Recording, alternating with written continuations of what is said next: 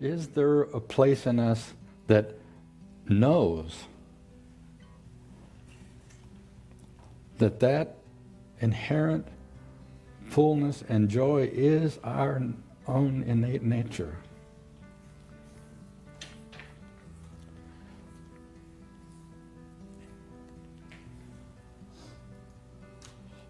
And if we know it, how convicted is our awareness? How disciplined are we? How convicted are we to maintain our center in that, even in the face of difficulty, even in the face of conditions that aren't the way we want them to be?